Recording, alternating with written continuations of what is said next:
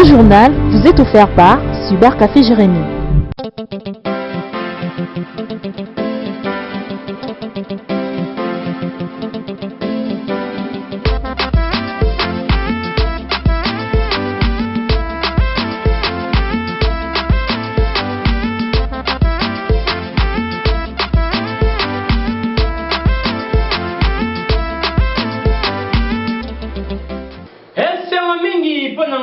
Koleka na ba télévision na bino banani bino population congolaise population oyo nzambe avandaka pe alalaka na bango ezabiso magazine potentialité pis ndeto ilisusu na bandako na bino net libaku malamu biso ba oyo tozali vraiment ba porteur ya manifestation ya vérité. Alors une fois de plus encore bonjour mesdames et messieurs. Si tu fongola ba samoya mukola lelo na sortie ya gouvernement soumis na de tolanda ba détail commentaire na élément oyo.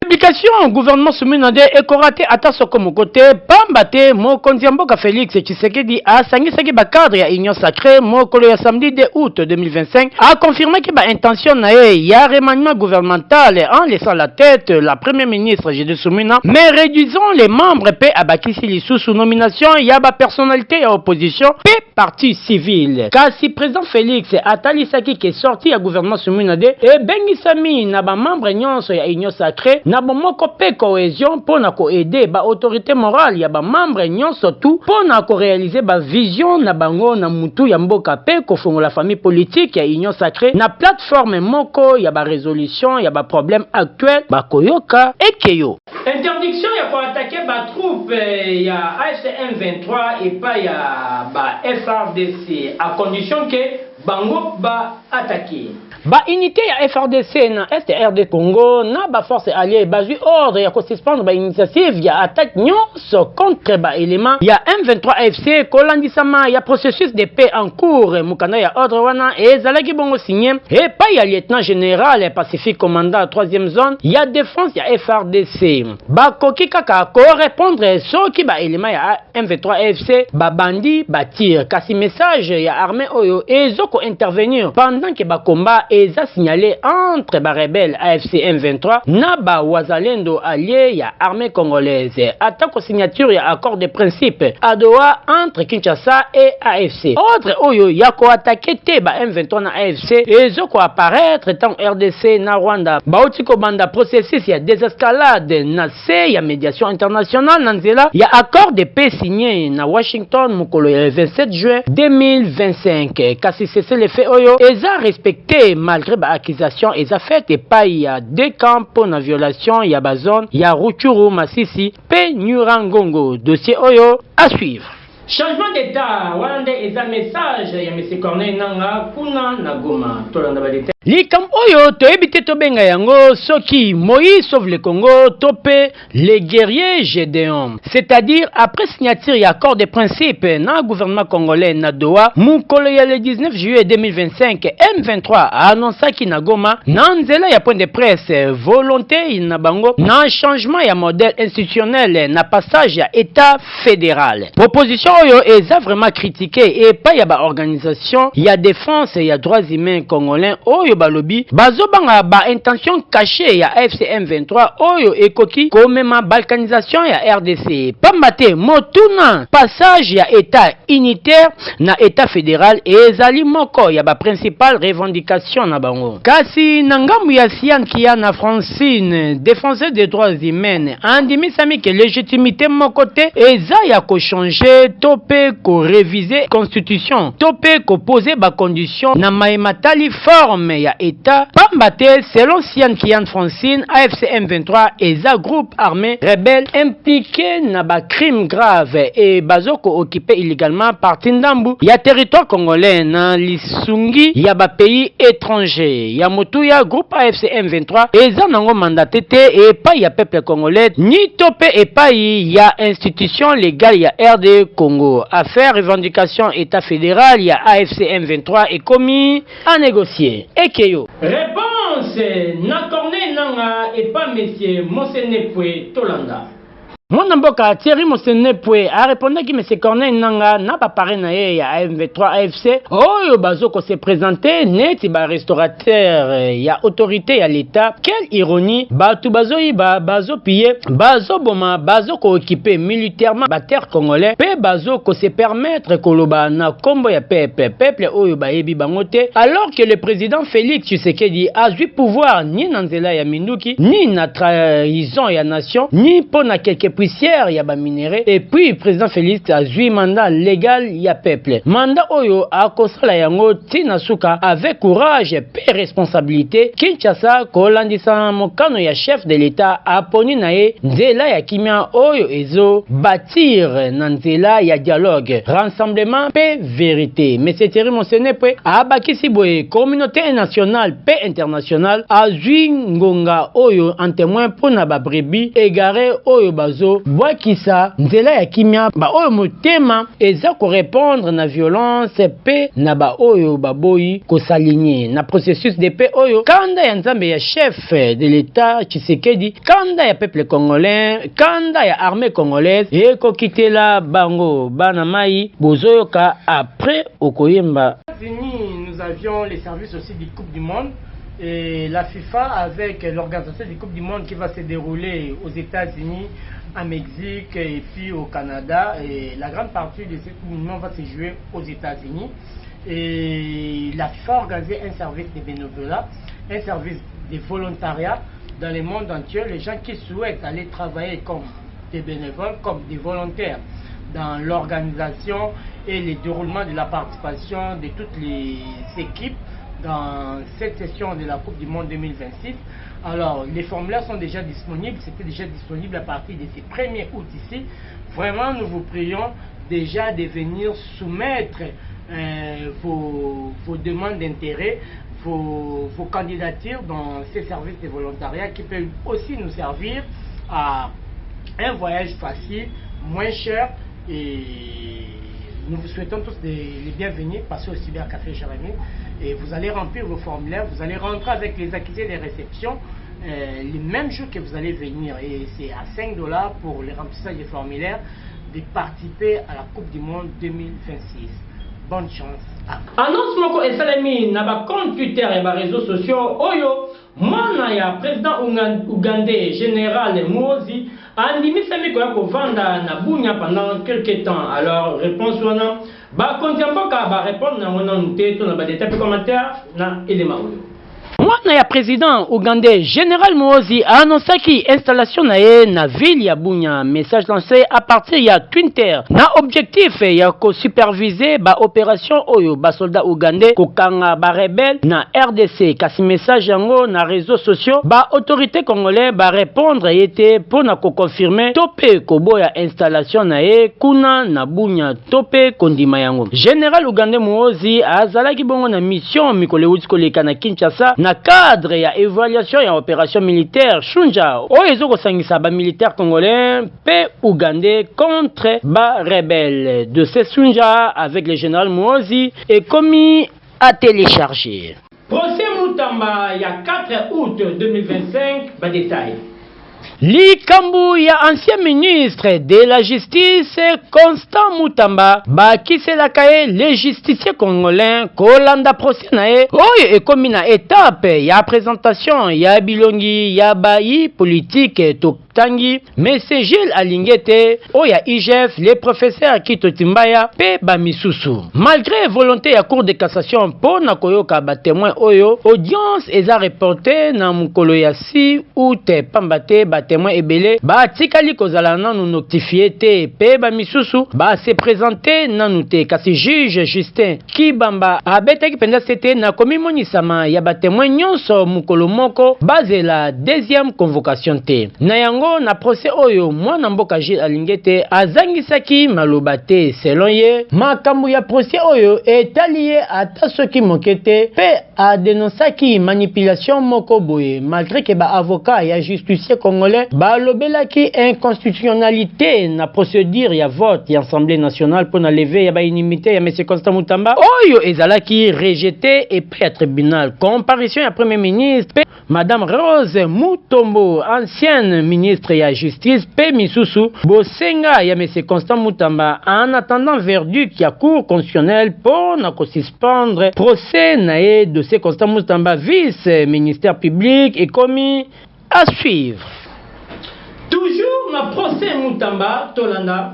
Dossier Mutamba oyo toyebite soki eza munduki oyo ebikisaka tope ebetaka masasi na ndenge ya sima na place ebima liboso. Tuna ngai nini mukolo ya mercredi 6 août 2025 na bosenga ya réquisition moko oyo le justicier Constant Mutamba akotisaki pona ba magistrat mibale na charge ya dossier nae, kasi na dernière audience ya mercredi ba juge mibale ba se retiraki volontairement na dossier ya ancien ministre de la Justice Constant Mutamba, juge Justin Kibamba na Thomas Ochudi nde base retiraki pambate na mukanda ya monsieur Constant Mutamba. C'est comme si ba juge oyo ba se personnaliser na dossier oyo. Or ba juge na ba magistrat bazalaka na choix ya décision. Justice congolais bino moko boyebi kaka lolenge esengeli na bino ko apprécier audience ezo continuer nanu bayoki ba témoin pe misusu te dossier yo ekeyo. Procès Mutamba ya le 6 août 2025. Ba explication.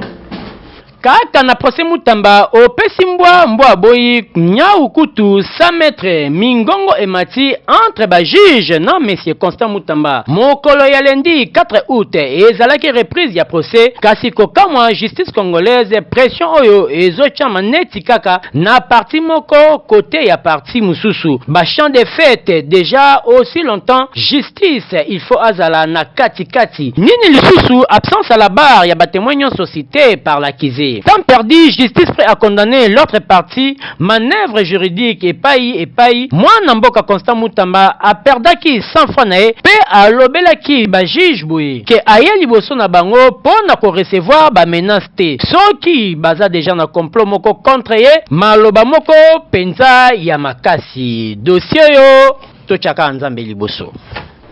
Ancien chef de l'État et puis promoteur, il y a passation pacifique, il y a pouvoir, oh et ça les manonté na Afrique Mobimba awa, Monsieur Joseph Kabila a poursuivi par la justice congolaise. Ton de commentaire là, il est marouillé. Colonisa audience publique, il y a jeudi 31 juillet, il y a procès, il y a ancien chef de l'État, puis sénateur à vie, M. Joseph Kabila, ministère public, Ezolandela, M. Joseph Kabila, pour la implication présumée dans mouvement insurrectionnel, occupation militaire, P. Misusu. Kasi étant absent dans audience, il y a 25 juillet, qu'on a haute cour militaire, mais avocat, il y a République, Oyo Bazawana, pour défendre l'État congolais aussi longtemps que M. Kabila azalaki représenté te ba avocat ya République ba bénéficiaire qui renvoie pour comprendre très bien dossier oyo avant ba poser ba acte maloba ya moko ya ba avocat parti ancien président Kabila à la personne du bâtonnier Laurent Kalengi. Analyse procès oyo est-ce que ezoko handicapé processus ya accord de paix na AFC M23 aussi longtemps na Doha toyokaki que il fallait libération ya ba prisonnier misusu na Kinshasa ti na niveau ya retrait ya ba troupe militaire kasi motuna etunami est-ce que procès oyo ekopelisa moto na processus de paix ya dialogue topé diplomatie ya Fati Béton cheval blanc topé procès oyo n'a rien à voir avec le processus de paix. Dossier procès ancien président Joseph Kabila est commis à réconcilier. Appelle souvent les justes et Dieu l'en délivre toujours. Je de me compromettre au ministère de la Justice en servant les pauvres, les orphelins, les veuves, les justes et les vivants. Il ne m'a jamais abandonné, quelles que soient les épreuves. Je crois en lui et je sais qu'il me viendra au secours, même en dernière minute. Démissionner de mes fonctions de ministre d'État, ministre de la Justice et garde-soi après avoir rendu des loyaux services à la République, pris autant de risques pour ce pays. Face à une guerre d'agression qui était pendante, où tout le monde a lâché, j'étais bon. suis prêt à donner ma vie pour cette République. Mais aujourd'hui, cette justice que j'essaie d'arracher, mon honneur, ma crédibilité, ma dignité, mon directeur de cabinet, je ne serai pas arrivé, je douterai de moi et de la lutte que j'ai menée depuis l'école, où j'ai créé, alors que je n'avais que 15 ans, l'association de lutte contre la tricherie. Et à l'université protestante au Congo, j'ai créé l'association de lutte contre les antivaleurs, président des étudiants. Je me suis opposé à toutes les antivaleurs, et de manière farouche, qui m'avait valu, pour la première fois, de reprendre en deuxième session, alors que j'avais distingué. Et je payais ce prix avec honneur. Au ministère de la Justice, je subis la même injustice. Alors que je voulais faire mon travail.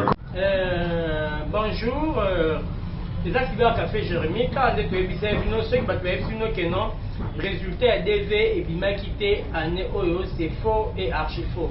C'est que vous deviez comprendre que non, résultat et Bimaki, voire même que non, il y a des accusés de réception, par exemple l'accusé Oyo et Mouto Abetaï peut-être le 3 novembre 2024. Et les résultats ont été disponibles le 3 mai 2025. Et si nous regardons très bien, il y a même la liste de toutes les personnes qui ont participé. Alors c'est pour dire quoi? Ce qui nous a dit que nos résultats, et ça, Makambouya, Lukuta, voyez même, c'est le Cyber Café Jérémy. Et Dieu a fait grâce que Bandeko Oyo va gagner les Awa. Donc nous avions eu à faire plus de 7 gagnants au Badaba célibataire. Et puis, na ba famille atteint plus de 4 et 5. Là, nous sommes en train de nous apprêter na ba demande de visa na bango. Alors, ceux qui m'ont gagné, il faut zala na lettre et à félicitations. Donc, ceux qui ont eu lettre à félicitations, c'est les 3 mai et que Cyber Babi que nous ba gagné ba bimagité, c'est faux et archi faux. Nous on est ici, on n'a pas forcé, mais nous avions les résultats de la loterie DV édition 2024-2025.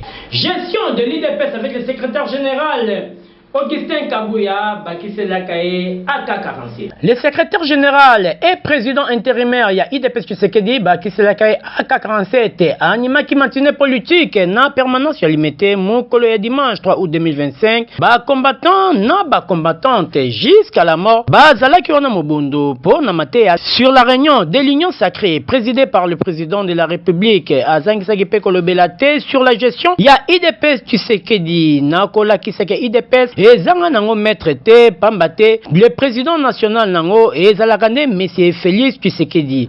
Banungu Nungu, Ezouta par-ci, par-là, mais le CGAK 47 a Bengisi, base, nyon surtout, Nako soutenir grande manifestation, il y a Ligue des jeunes, il y a IDP Tshisekedi, Oyo, Eza prévu, Moukolo, il y a 15 août 2025, Liboso, il y a Esplanade, il y a permanence. Ah oui.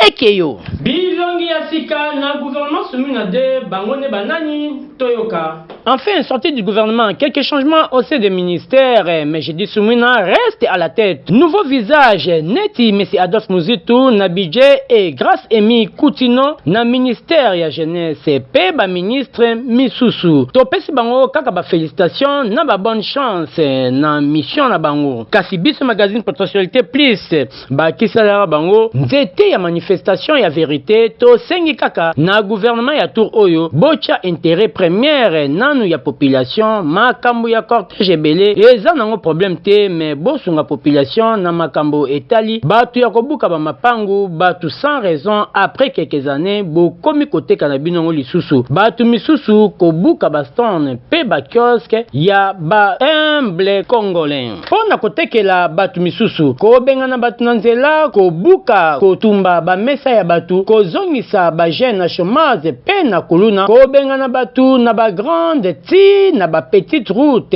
sans qu'on sensibiliser, ko communiquer bango, sans même kope sa raison, ya ko bengana, soki otuni bango, pona nini bozo bengana, pona nini bozo buka, pona nini bozo otumba, ba agent, ba ko répondre bino, un certain topé, une certaine madame, aboyi yango, bango nde baye kobuka nde raison oyo bapesaka bakonzi biso pe plus tolobi ti bokoyoka katoleka lombango nyonso tourna pe plus promotion pour c'est le cybercafé Jérémy et nous avions premièrement le permis de travail et le permis d'études.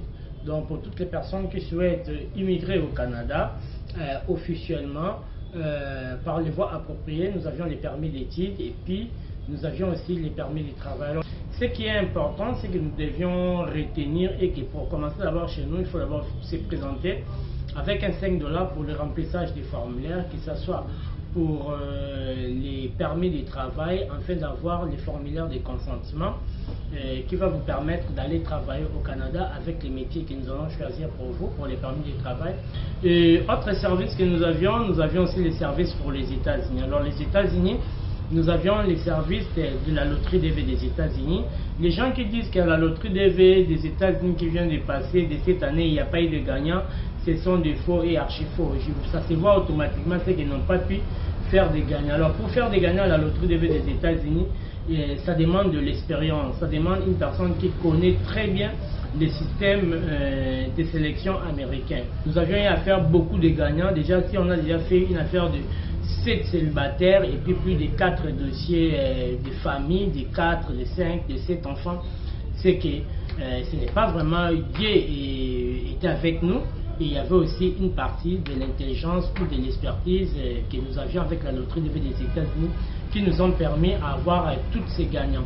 Alors nous vous recommandons déjà pour les services des États que nous avions, les pré-enregistrements de la loterie des États-Unis, prière de passer déjà pour vous prendre déjà des photos, vous qui êtes peut-être au Congo-Brazzaville, vous êtes au Congo central, vous êtes à Matadi, vous n'avez pas la possibilité d'arriver vers nous peut-être au mois d'octobre, peut-être suite à votre agenda.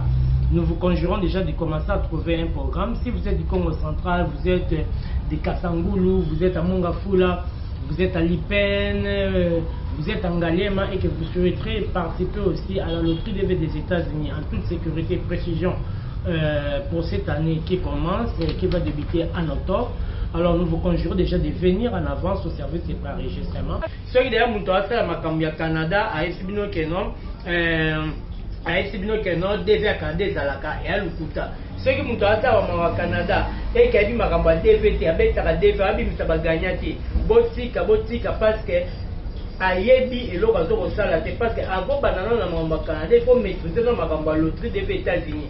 Tant on maîtriser dans ma loterie des États-Unis que vous pouvez faire que non oyebi makambo ya Canada et biso to bengi sino toya et les DV du Canada pour l'information non les DV du Canada n'existent pas. Si on devait nos DV à Canada à Cosio entrée express comment on sait test est anglais, la test est en français. Et dans le serveur, mon côté où ils allaient rater, non, nous tous aurons gagné dans Makamba Canada, après à ça la demande, non, ils allaient rater. Donc les seuls objectifs, les seuls défis, toi, dans les États-Unis. Avec le Canada, nous avions la procédure du permis de travail et permis d'études et opportunité de voyage.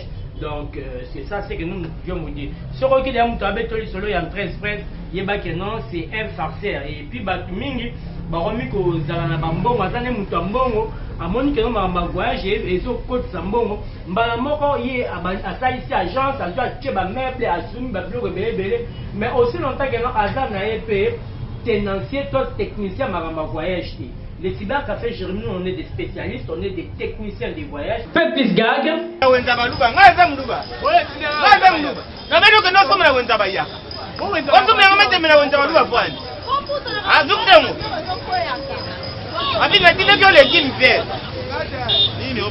Papa, natindaki asumbila ngama tembe na wenza bayaka. Wana organisation ndako na bino sali ngai te. Ah, za muyaka.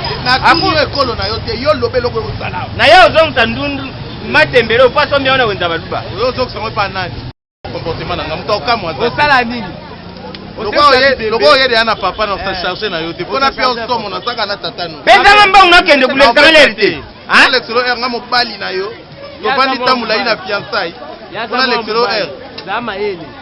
Awa nde tokomi na suka ya édition ya journal ya potentialité plus ya mokolo malelo biso tolobaka kaka awa soki Yesu Kristo te il n'y a rien. Je remercie premièrement Bakliane Sophie à Cyber Café Jérémy. Je remercie premièrement Lissou P, Yesu Christ et puis pour la dignité. Moutou Azalaki na sima ya caméra yeba bengi à la personne Moïse Nzambe ya mabele et pour la dignité Moutou assista kingai oyo a soutenir na ba moment difficile. Elle répond au nom de Dorcas. Massoudi. Ce journal vous est offert par Cyber Café Jérémy.